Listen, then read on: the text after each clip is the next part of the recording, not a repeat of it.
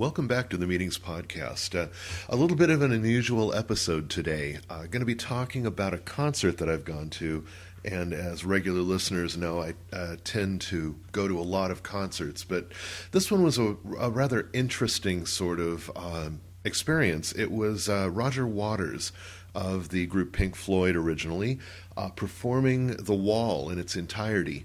And a couple of things that caught my eye that just I wanted to kind of bring back to the podcast because it made sense in not just the context of a concert, but in the greater context of what we do in the meetings industry, was a little bit of how he took a unified message, the story that was involved in this, and translated it into a stage show, much like a Broadway play.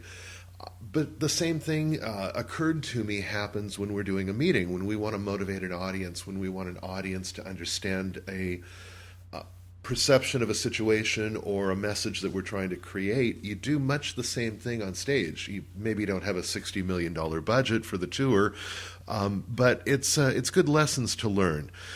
One thing that I wanted to note first, we've talked a little bit in the past about the cardboard set concept and just how much lighting can do to make a show come alive. And in fact, the wall in this production was built entirely out of cardboard boxes. So when it collapsed, they were very safe, and it looked great with lighting and video. In fact, it was some of the most groundbreaking video that I've ever seen. It's really hard to describe just how stunning it was to have this wide panorama across an entire arena, seamless projection, and the video production work that they had put into it was just phenomenal. There were some really groundbreaking things that I haven't seen before. One of the fascinating things that caught my eye, as they would put bricks into place within the wall as they were building it through the course of the show, those bricks would light up with video once they were in place. They weren't lit prior to that. So there was a lot of mapping going on of the video and how it laid out. And it was just excellently put together. They also did a tremendous amount with lighting, including lighting behind the wall. Something that one of my friends commented on that was kind of fascinating is while the band was performing once the wall was built, they were still being lit behind there. You could see the lighting going on. So it was just kind of an interesting thought. They just weren't standing back there with music stand lights or something. They were actually treating it like a theatrical performance or a stage performance in a concert, but it was being done out of view of the audience. The video, to circle back to that was projected on the wall, they did just some amazing tricks. They did some 3D projection that looked phenomenal.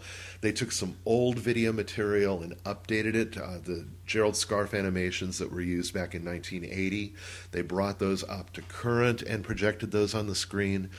So all of these pieces really came together to make a very interesting and eye-catching story. And one of the neat things about this, too, that I realized is the crowd acceptance. Because of the way the program was done, there were going to be people who didn't agree with maybe the politics of it or certain points that he was making within the program, yet he basically engaged the audience so well that really most people were just enraptured by the program, and most of them got the message, but there weren't a lot of people tuning the message out because it was a well-written sort of production, told a very unified story.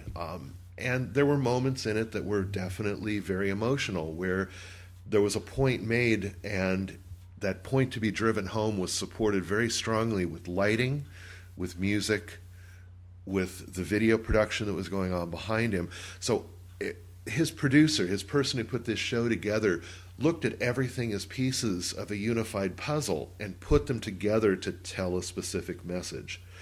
And I think that was one of the most overriding interesting things about it, is that you could take something and move it from the realm of just being a musical performance or a concert and move it to actually tell a complete story. And actually, because of the way the story was told, it changed it changed it from the original production slightly and moved it into a slightly different realm. So all of these things were very, very fascinating to me. I'm putting up some photos with this just to give you a sense of what the visuals were like. But keep this sort of stuff in mind when you're looking at putting together your meetings. You're trying to engage an audience. You're trying to draw them in. You're trying to hold their attention, and you're trying to move them and have them walk out of there with a different opinion or idea or concept than they had before they walked into the room. And I think a concert like this, extremely ambitious, extremely expensive, but it met those goals. And you can do those same sorts of things on your meeting on a lower budget. Like I said, circling back, the wall in this case was built out of cardboard. It took a large budget to do this show, but there are tricks and things that a production company and that your AV company can do that they can make that show look phenomenal. And collaborate with your producer, collaborate with your AV guys, get their input, look for those ideas, and you'll have a much better and stronger meeting when you come out the other side. This is Jon Trask for the Meetings Podcast. Have a great week.